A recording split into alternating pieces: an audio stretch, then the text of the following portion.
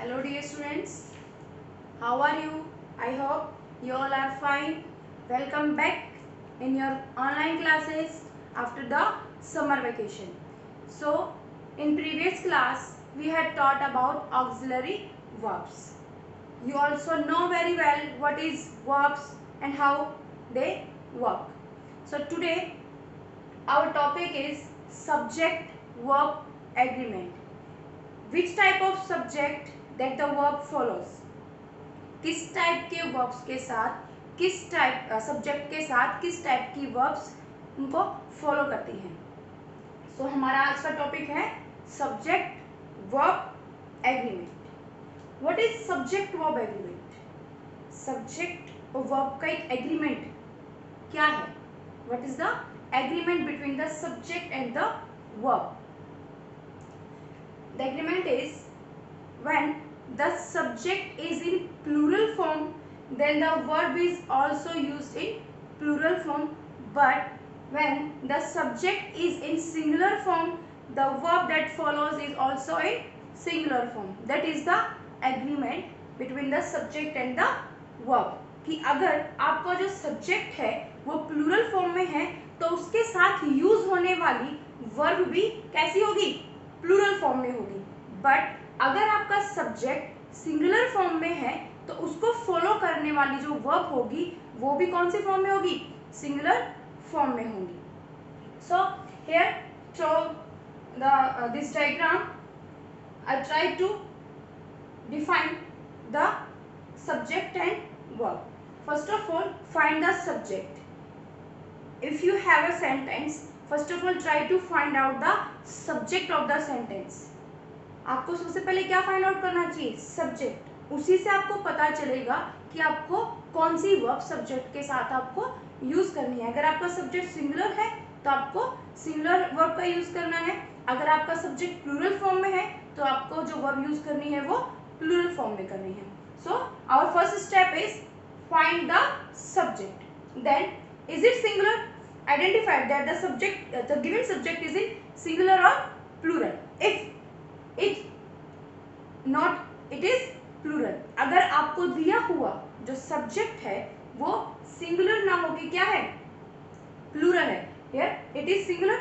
I am asking a question. Is it singular? कि आपको जो सब्जेक्ट मिला वो सिंगुलर है तो आपने क्या आंसर दिया? No, it is plural. वो क्या है? सिंगुलर नहीं है, प्लूरल है. So use a plural verb such as are, do, were, have. Okay? अगर आपको दिया गया सब्जेक्ट क्या है? प्लूरल है तो आपको कौन सी वर्ब्स प्लूरल वर्ब्स का यूज करना है. और प्लूरल वर्ब्स हेल्पिंग वर्ब्स कौन कौन सी होती है? are, do, were, have. Okay? But I am asking that question again. Is it singular? What? Subject. Okay? Yes it is. अगर आपका गिवन सब्जेक्ट सिंगुलर है तो it the subject I. Here आपको 3 subjects मिलेंगे सिंगुलर के अंदर. First one होगा कि क्या वो कोई मतलब वो आई हो सकता है, यू हो सकता है और कोई भी थर्ड पर्सन सिंगुलर जैसे कि ही, शी, इट, दिस, दैट और कोई भी नेम ऑफ एनीथिंग तो वो क्या होगा? सिंगुलर में होगा. सो अगर आपका गिवन सब्जेक्ट सिंगुलर फॉर्म में है so in the first it the subject I. अगर आपका सब्जेक्ट आई है so use a verb such as am, do, was and have. But if is the subject you, लेकिन अगर आपका subject you है then use a plural verb such as are, do, were, have. One question is in mind that ma'am you is a plural subject. Okay, here listen. If I am asking to a single man what are you doing, here I am also use you. Okay, अगर आपके सामने एक single person खड़ा है और आप उससे बात कर रहे हो तो आप उससे ये पूछोगे तुम क्या कर रहे हो? What are you doing? Okay, अगर आपके सामने बहुत सारे जो मेंबर्स हैं वो बैठे हैं तो भी आपका सेम क्वेश्चन होगा व्हाट आर यू डूइंग, कि आप क्या कर रहे हो. तो यहाँ पे जो यू का जो यूज है वो for singular and for plural दोनों के लिए यूज होता है. Okay, it is depend only on the meaning of the sentence. It is clarified in the sentence that the members in front of you is in singular or is in plural. If your subject is you, then use a plural verb such as are, do, were and have. But if is the subject he, she, it, this, that or any name, means third person singular noun, so you can use a singular verb such as is, was, does and has. So these are the some points. Okay, it is the thumb rule for subject verb agreement. So I am going to tell you some examples for that. Through the example you can understand it better.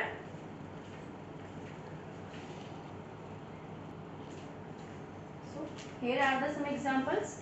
First is he oblique she oblique it goes to school. So here these are the third person singular subjects.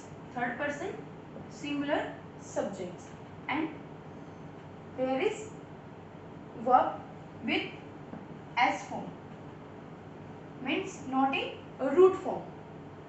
With third person singular always use s form of the verb. In second sentence, I oblique you go to school. Here these are the first or second person. First or second person singular and the verb is in root form. First and second person follows always root form of the verb. Here in third sentence, we, you, all, they. These are the first and second person of plural. First and second person of plural. ये जो है ये first second and third person plural form है. So here go, it is also in root form. So with third person singular he, she, it and name you can use s form of the verb, but in first and second person singular root form. In first person, second person and third person plural always use root form. Here see some more example. The puppy plays. Here you can see the subject is in singular form, so the verb is in singular. Second is the puppies play. Here you can see the subject is in plural, so the verb is also in plural. So you have learned that in the sentence the subject must agree with its verb. When the subject is in singular, the verb is in singular. When the subject is in plural, the verb is also in plural. But sometimes it is difficult to identify, to determine the given subject is in plural or singular. So through this video I am giving some hints that will help you to determine the subject if is it in plural or singular. आपको जब एक simple सा subject given होता है, so you can easily identify that is it in singular or is it in plural, and you can use verb according to the subject, according to subject, person or thing. Okay, but लेकिन कई बार ऐसा होता है कि आप easy way में subject को identified नहीं कर पाते, आपको नहीं पता चलता जब गिवन सब्जेक्ट है वो सिंगुलर है या प्लूरल है. सो इस वीडियो के थ्रू मैं आपको कुछ हिंट दूंगी, हिंट्स के बारे में बताऊंगी जिससे कि आप आइडेंटिफाई डिटरमाइन कर सकते हो एक सब्जेक्ट को इजी वे में कि वो गिवन जो सब्जेक्ट है वो प्लूरल है या सिंगुलर है, और उसके अकॉर्डिंग आप हेल्पिंग वर्ब का यूज कर सकते हो to make your sentence grammatically correct. Okay, so through the rules we are going to teach subject verb agreement.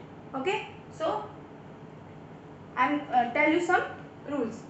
First rule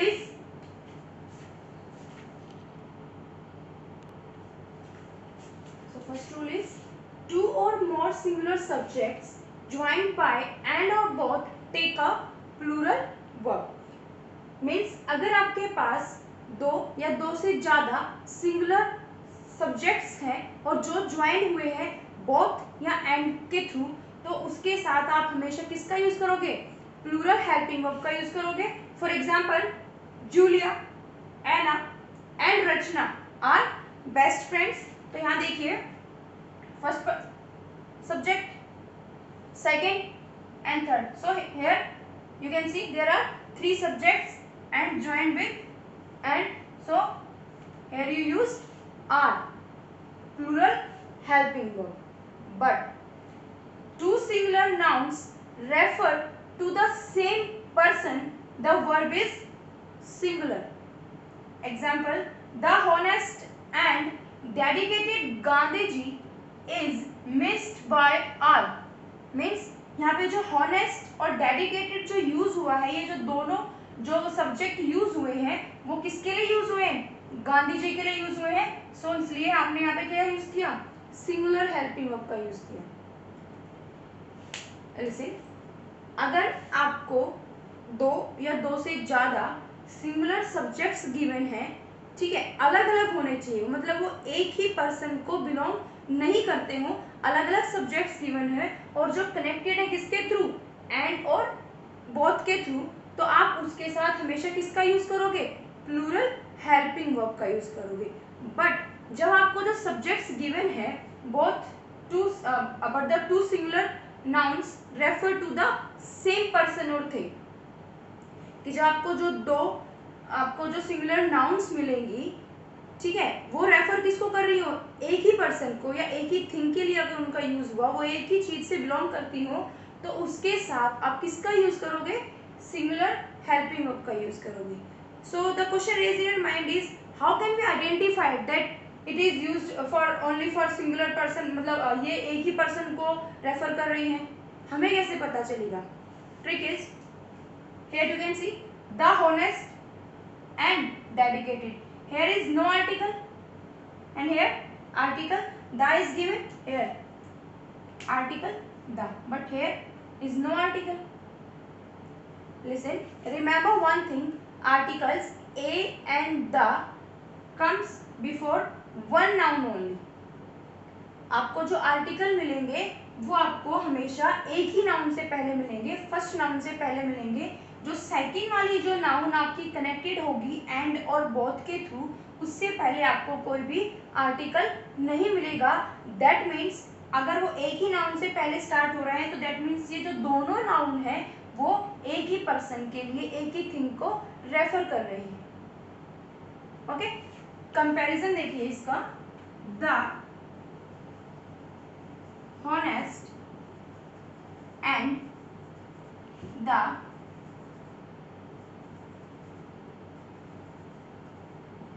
dedicated are missed by all. Here it is a comparison. In first sentence, before honest, the is here, article is here, but no article is there before the dedicated. But in second sentence, I had write article the before the honest and article the before the dedicated also. So the verb is here in plural. This is the comparison. इसके through आप दोनों comparison के through आप easily understand कर सकते हो कि जब आपको जो भी सिंगुलर नाउन गिवन होंगी और उसमें सिर्फ एक से पहले आपको आर्टिकल लगा हुआ मिले और दूसरे से पहले अगर आपको आर्टिकल नहीं मिलता है, दैट मीन्स वो एक ही पर्सन या एक ही थिंग को बिलोंग करती हैं और वो हमेशा फॉलो करेंगी एक सिंगुलर नाउन को। लेकिन अगर आपको एग्जाम्पल गिवन, जैसे एक एग्जाम्पल दिया है मैंने कि आपको जो आर्टिकल है वो आपको फर्स्ट नाउन से पहले भी मिले और आपको सेकंड नाउन से पहले भी मिले, दैट मीन्स वो रेफर किसको कर रही है? दो अलग अलग पर्सन्स को, दो अलग अलग चीज़ों को। और जब आपके पास चीज़ें दो होंगी, दैट मीन्स वो प्लूरल फॉर्म में है, तो आपकी हेल्पिंग वर्ब भी किस में आएगी? प्लूरल फॉर्म में आएगी। Here one more example is that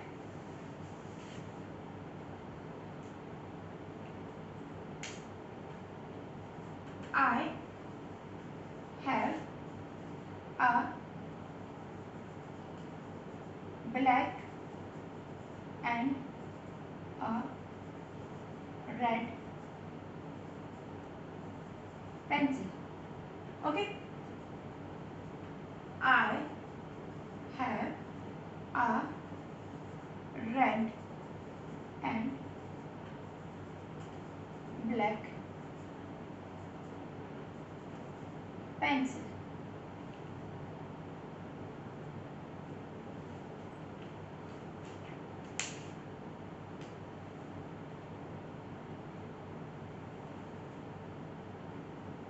Here, listen. I have a black and a red pencil. Means मेरे पास एक लाल पेंसिल है और एक ब्लैक पेंसिल है. That means which you have the pencils are completely red और black. That means two अलग अलग जो दो अलग अलग पेंसिल्स हैं वो हैं. But in second sentence I have a red and black pencil. Means ए सिर्फ फर्स्ट वाले नाउन से पहले आया, सेकंड वाले नाउन से पहले आपको कोई आर्टिकल नहीं है. दैट मीन्स ये एक ही पेंसिल को रेफर कर रही है. That means for example Nataraj pencil black and red. Okay, so तो यहाँ पर इसका मीनिंग क्या हुआ कि मैं एक ऐसी पेंसिल की बात कर रही हूँ जो दो कलर की है, जिसके अंदर दोनों कलर है, लेकिन वो पेंसिल एक ही है. रेड और ब्लैक तो दोनों कलर उस पेंसिल के अंदर ही अवेलेबल है. बट इन फर्स्ट सेंटेंस मैं दो पेंसिल्स की बात कर रही हूँ जिसमें से एक रेड है और एक ब्लैक है. Okay, now the second rule.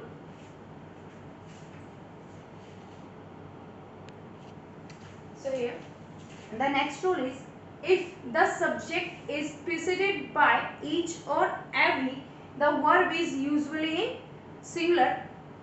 For example, each day is precious. Here each and use helping verb singular.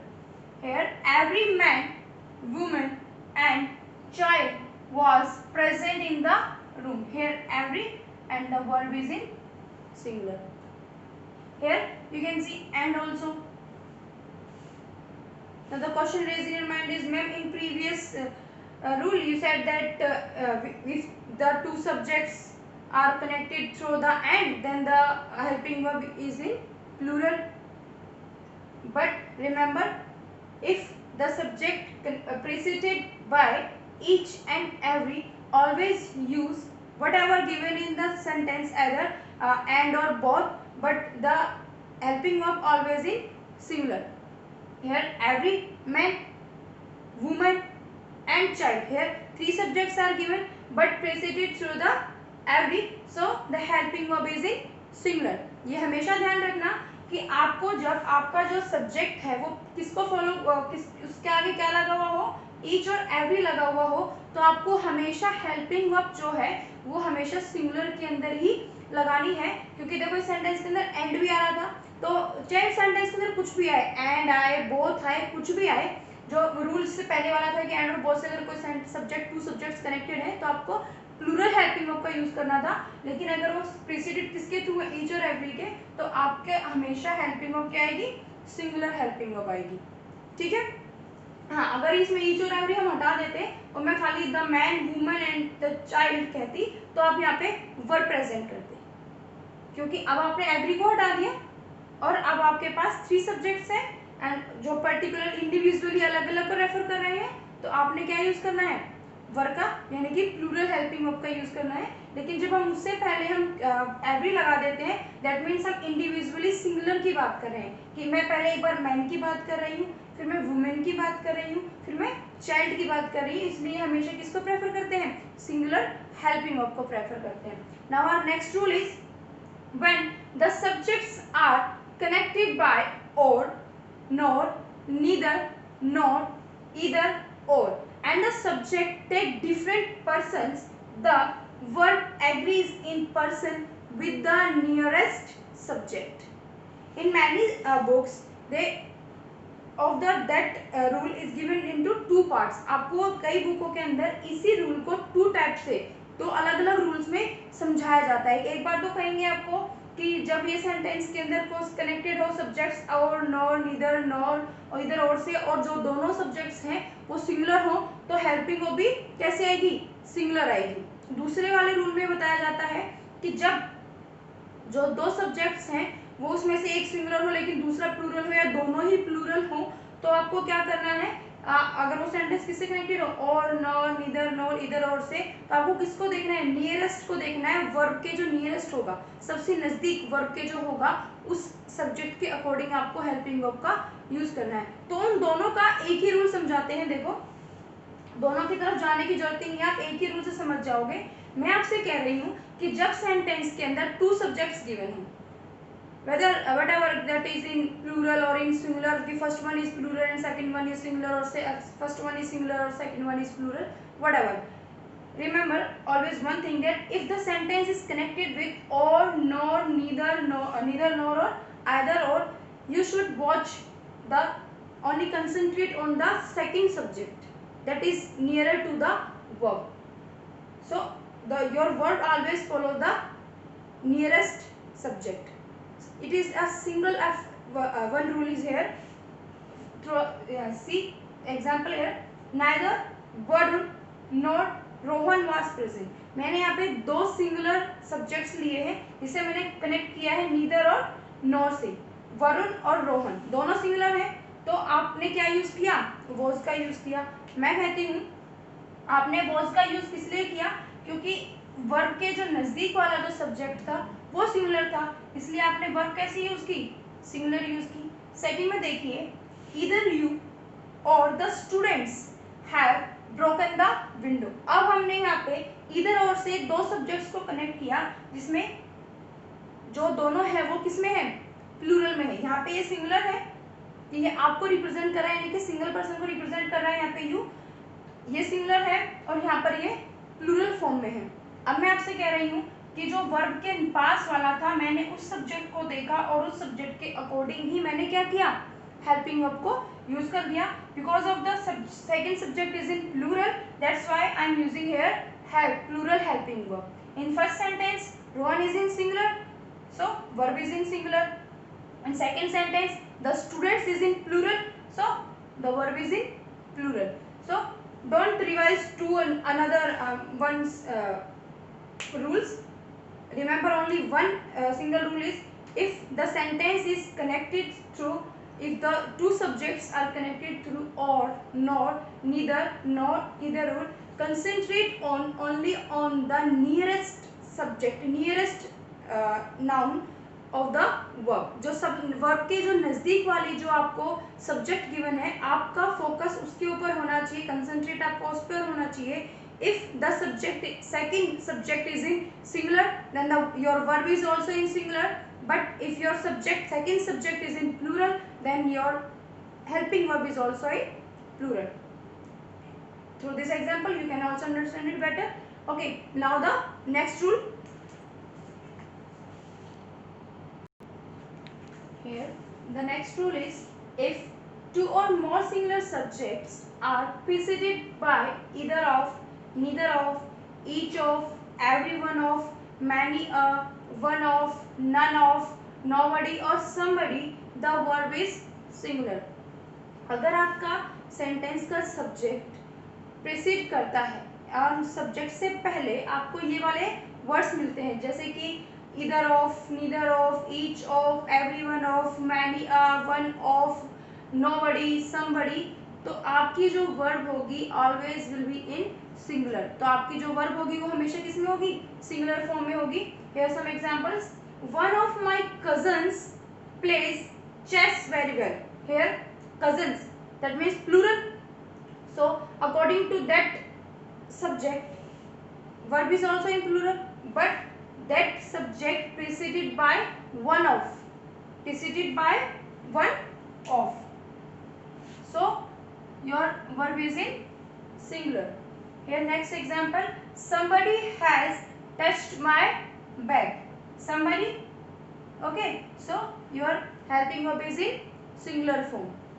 One of my cousins means आपने यहाँ पे सिंगुलर हेल्पिंग वर्ब का यूज क्यों किया, आप सिंगुलर वर्ब का यूज क्यों करोगे कि आपसे वो क्या कह रहे हैं कि जो मेरे कजन्स हैं, मेरे मेरी 4 कजन्स हैं, 5 कजन्स हैं, उसमें से कोई एक है। वन ऑफ माई कजन्स मेरे कजन्स में से कोई एक है जो बहुत अच्छा चेस खेलता है, यानी कि मैं सारे कजन्स की बात नहीं कर रही, मैं अपने कजन्स में से किसी पर्टिकुलर एक कजन की बात कर रही हूँ जो कि चेस बहुत अच्छा खेलता है। तो इंडिविजुअली क्या हो गया, सिंगुलर सब्जेक्ट हो गया, और वो तो किसको फॉलो करेगा, सिंगुलर हेल्पिंग वर्ब को, सिंगुलर वर्ब को फॉलो करेगा। तो आप ध्यान रखना हमेशा, if your subject are preceded by either of, neither of, each of, every one of, many are, one of, nobody, somebody, so your helping verb or your main verb will always be in singular form. Now our next rule is collective nouns take a singular verb if all the members in the group take similar action, but plural verb if the members take differing actions. Collective nouns जो represent करती हैं एक group को, जो देखने में एक group होगा लेकिन वो एक एंटायर ग्रुप के लिए यूज होंगी। सपोज क्लास सिंगुलर है, लेकिन क्लास का मीनिंग क्या है कि क्लास के अंदर जो स्टूडेंट्स हैं वो सारे, वो पूरा एंटायर ग्रुप को क्लास बोल रहे हो। बंच ऑफ कीज, ठीक है, मैं यहाँ पे कीज की बात नहीं कर रही, मैं चाबी के गुच्छे की बात कर रही। उस गुच्छे के अंदर चाबियां बहुत सारी हो सकती हैं, लेकिन जो बंच है, जो गुच्छा है चाबियों का, वो क्या है, एक है। तो कलेक्टिव नाउन्स है। तो कलेक्टिव नाउन्स के साथ सिंगुलर वर्ब यूज होती है यूजुअली कब होती है, जब आपकी जो कलेक्टिव नाउन्स के जो मेंबर्स हैं वो सब एक ही एक्शन को फॉलो कर रहे हैं, मतलब सभी एक ही एक्शन कर रहे हैं। तो आप किसका यूज करोगे, सिंगुलर हेल्पिंग, सिंगुलर वर्ब का यूज करोगे। लेकिन आपके जो कलेक्टिव नाउन है उसके अंदर जो मेंबर्स हैं उनका जो डिसीजन है या जो उनका जो एक्शन है वो अलग अलग है, तो वो किसको फॉलो करेंगे, प्लूरल हेल्पिंग वर्ब को फॉलो करेंगे। क्योंकि अब आप वहाँ पे इंडिविजुअली एक एक पर्सन की, उस कमेटी के एक एक मेंबर की, उस नाउन में आप बात कर रहे हो तो वो प्लूरल फॉर्म यूज करेंगे। लेकिन जब हम इंडिविजुअल कलेक्टिवली हम किसी की बात करेंगे तो आप किसका यूज करोगे, सिंगुलर हेल्पिंग वर्ब का यूज करोगे। So let's see some example, the committee has passed the bill. That means in committee there are many members, means more than 2 or 3 members are there in committee, but complete entire committee means committee के अंदर जितने भी लोग थे, 2 या 3 जितने भी लोग थे, उन सब ने मिलकर, उन सब का डिसीजन सेम था और उन्होंने बिल को पास कर दिया। Okay, now see the next example, the committee are divided on this issue. That means कोई ऐसा बिल आया जिसके ऊपर कमेटी के जो मेंबर्स थे वो एक साथ एक डिसीजन के ऊपर एग्री नहीं थे, कोई उसके उसमें हाँ में था, कोई उसके अपोज में था, कोई उसको मना कर रहा था। तो जो कमेटी थी वो डिवाइडेड हो गई, मतलब अब उनका एक्शन क्या था, सेम नहीं था। So here plural helping verb in first sentence, committee के जो लोग थे वो एक ही एक्शन कर रहे थे तो singular helping verb. Second sentence के अंदर कमेटी के जो लोग हैं वो अलग अलग एक्शन कर रहे हैं, तो यहाँ पर क्या हो गया, आपकी जो वर्ब है वो कैसी हो गई, प्लूरल हो गई। So now next rule. So our next rule is when the subject is the name for a single object or a collective unit, it takes a singular verb. आपको जब सेंटेंस के अंदर जो आपका सब्जेक्ट होगा वो अगर किसी का नाम हो और अगर वो किसी प्लूरल फॉर्म में भी हो तो भी आपको क्या करना है, उसके साथ हमेशा सिंगुलर हेल्पिंग वर्ब का यूज करना है। Let's C example, the United states is hosting the Olympics this year. अब यहाँ पे आप देखो यूनाइटेड स्टेट्स, आपका जो सब्जेक्ट हो किसमें है, प्लूरल फॉर्म में है, लेकिन आपको अच्छे से पता है कि ये एक सिंगल सब्जेक्ट है, ठीक है, ये कलेक्टिव यूनिट है। यूनाइटेड स्टेट्स बहुत सारे स्टेट्स का एक ग्रुप है, और तो ये जो है कलेक्टिव नाउन यूनिट के अंदर हो गया, तो इसके साथ आप हमेशा किसका यूज करोगे, सिंगुलर हेल्पिंग वर्ब का यूज करोगे। Now the next rule, nouns that are in the plural form but are in the singular in meaning take a singular rule. ऐसी verbs ऐसी nouns जो दिखने में कैसी होंगी कि वो उनके पीछे एस ई एस वाली जो फॉर्म जिसको बेसिकली अपन कहते हैं कि प्लूरल फॉर्म होती है, वो मतलब दिखने में कैसे होंगी, पीछे ऐसे ई एस लगा हुआ होगा, दिखने में प्लूरल होंगी, लेकिन जो मीनिंग होगा, जो उसका मीनिंग निकल के आएगा वो कैसा होगा, सिंगुलर होगा तो according to the meaning it takes singular helping verb. Let's see some example. The news is broadcasted every day at 8 PM. Here news खबर जो होती है उसके लिए तो आपको दिखने में कैसी है news, S at the end S लगा हुआ है, दैट मीन्स ये प्लूरल हो गया. नहीं, ये दिखने में प्लूरल फॉर्म में है लेकिन जो मीनिंग है इसका वो क्या है, सिंगुलर है. तो ये किसको फॉलो करेगी, सिंगुलर वर्ब को फॉलो करेगी. Next is physics is my favourite subject. अब फिजिक्स के एंड में क्या लगा हुआ है, एस. दिखने में कैसा है, प्लूरल है लेकिन किसको फॉलो करेगा, लेकिन मीनिंग क्या है, सिंगुलर है. तो किसको फॉलो करेगा, सिंगुलर वर्ब को फॉलो करेगा. तो physics is my favourite subject. So these are the two rules. Next rule is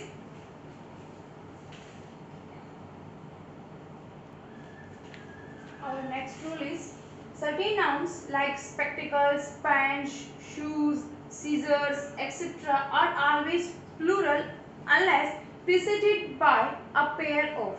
ये जो nouns होती हैं spectacles, shoes, scissors, pants, trousers, ये जो आपकी nouns होती हैं ये ऑलवेज इनके साथ आपको ये प्लूरल फॉर्म में होती है और जो आपकी वर्ब आएगी वो भी आपकी प्लूरल फॉर्म में ही होगी.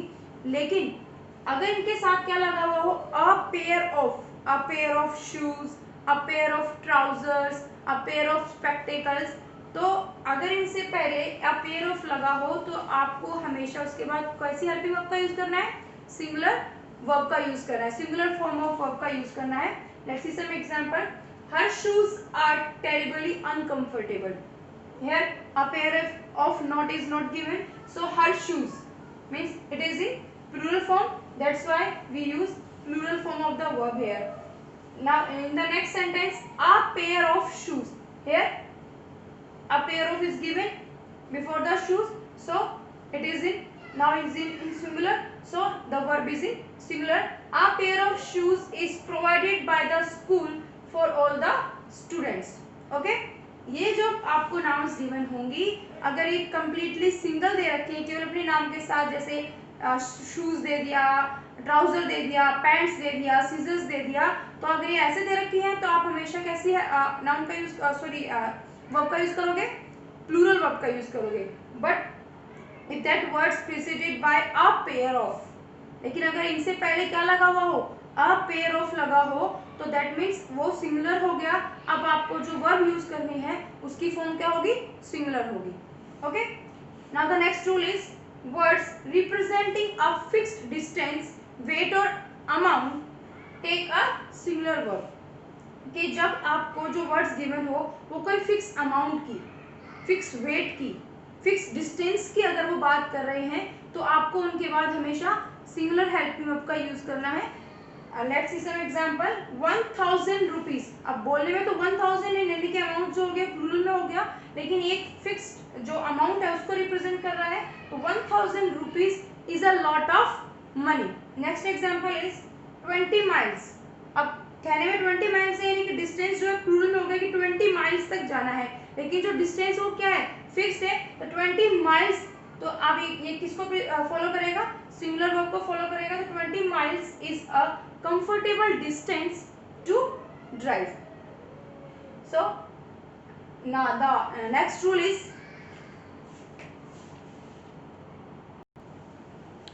so here are the last two rules of subject verb agreement.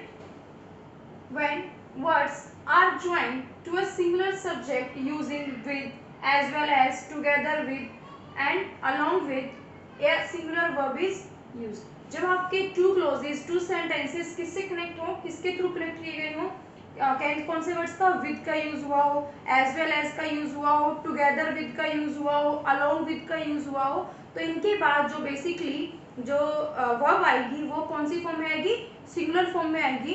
लेकिन आप इस बात का ध्यान रखना, जो फर्स्ट क्लोज के अंदर जो सब्जेक्ट होगा आपकी जो हेल्पिंग वर्ब आएगी हमेशा उसको फॉलो करेगी. आपको सेकंड वाला जो आपका क्लॉज होगा आपको उस पर ध्यान नहीं देना है. फर्स्ट क्लॉज के अकॉर्डिंग ही, फर्स्ट सब्जेक्ट के अकॉर्डिंग ही आपको अपनी हेल्पिंग वर्ब का या मेन वर्ब का जो फॉर्म होगी उसको डिसाइड करना है. अगर आपका जो सब्जेक्ट फर्स्ट क्लॉज का जो सब्जेक्ट है, if your first clause subject is in plural then your help जो वर्ब है वो प्लूरल में होगी. If the subject of your first clause in singular then your verb is in singular. Let's see example. The journal as well as his soldiers was captured. यहाँ पे journal की बात हो रही है और उसके सोल्जर्स की बात हो रही है. आपकी फर्स्ट क्लॉज, आपका जो फर्स्ट सब्जेक्ट है इस क्लॉज के अंदर वो कौन सा हो गया? जर्नल हो गया. ठीक है, तो जर्नल के अकॉर्डिंग आप क्या यूज करोगे? यहाँ पे आप अपनी वर्ब यूज करोगे. अगर यहाँ पे हम शोल्डर्स लगाते उसके अकॉर्डिंग आप यहाँ पे क्या लगाते? वर्ब लगाते. तो आपको अपना फर्स्ट जो सब्जेक्ट है उसको देखना है और फर्स्ट सब्जेक्ट के अकॉर्डिंग आपको अपनी वर्ब को फॉलो करना है. बेसिकली इन वर्ड्स के बाद में जब इनके थ्रू सेंटेंस को ज्वाइन किया जाता है तो और इन वर्ड्स के थ्रू तो इनके बाद बेसिकली जो यूजुअली जो होता है वो सिंगुलर हेल्पिंग वर्ब का ही या singular form of the verb का ही यूज होता है. Now the last rule of the subject verb agreement is the word many refers to numbers and is plural, whereas much refers to amounts and is singular. You all know very well, you taught it in determiners also. Many is used for countable noun, whereas much is used for uncountable noun. So many के साथ आप plural का use करोगे क्योंकि वो मैंने यानी कि बहुत सारे आपको नाउन के बारे में बता रहा है. तो जो आपकी नाउन है वो प्लूरल फॉर्म में होगी तो आप वो किसको फॉलो करेगी? प्लूरल जो वर्ब होगी उसको फॉलो करेगी. लेकिन जो मच होता है it is use for uncountable noun और अनकाउंटेबल नाउन को आप काउंट नहीं कर सकते तो that is also used in singular. तो आपकी जो वर्ब होगी वो भी हमेशा सिंगुलर में होगी. Let's see the example.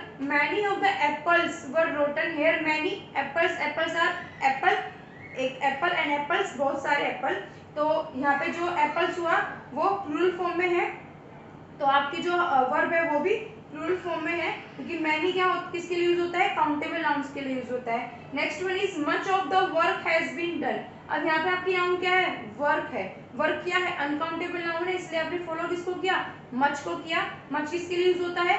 Uncountable nouns के लिए. तो इसलिए मच के साथ क्या आएगा? सिंगुलर वर्ब का यूज होगा. So these are the some rules to determine the subject, where the subject is in singular or in plural. If you know the subject very well then you can use your verb according to the subject or the person. So these are the hints to determine the subject is it in plural or in singular. So dear students, listen the video carefully and do your work honestly. Thank you very much.